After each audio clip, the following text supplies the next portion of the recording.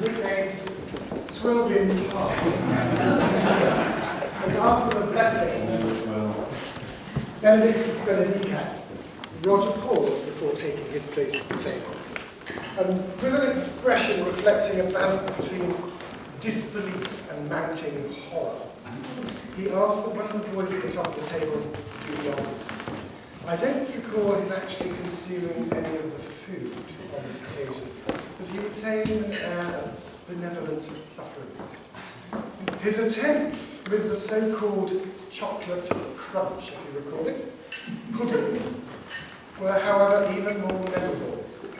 Given that the kitchen appeared to have focused more on the crunch element rather than the chocolate in the pudding, his attempts to excavate the first and second flinty portions resulted first in a bent spatula, and secondly, after a violent wrench, they both were launched high into the air to be caught neatly by Alistair Hederick, a notable member of the first cricket team.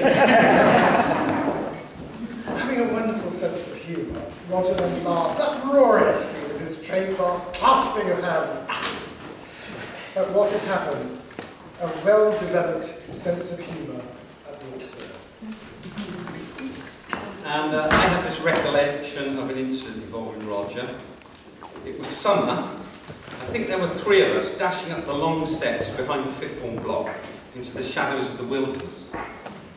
We were going for a cigarette. Yes. As we smoked and chatted, we heard a sudden rustling rapidly approaching through the undergrowth. Flip!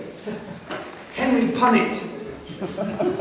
I recognised the lively young dog as belonging to the Medill household, which could only mean one thing. I felt the blood draining out of me. There was no time to scatter, no time to vanish into the dark, cool air of the trees. Clad in Wellington boots, the slim figure and beaming smile of Roger Medill stood before me.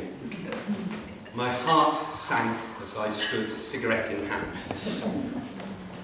Now, some of you will remember that Roger employed 2 tones of voice when engaging with school pupils. 90% of the time it was tone 1, warm, expressive, generous, vibrant. And tone 2, it was low register, serious, direct, monotone. Right? Now, during the next few seconds, he flitted from one to the other and back like a boxer, jabbing with the right, then the left, and then back with the right, unseating his opponent. Hello, Bench! Ha!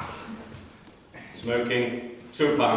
Got it? Splendid day, how are you? Have a good afternoon. Come along, Punnett. Bye.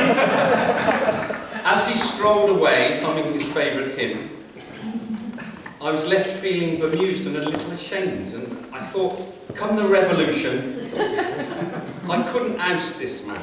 In fact, I'd rather stand alongside him, because he was a gentleman, honourable, decent and true, and that, I would suggest, was the essence of Roger Medill.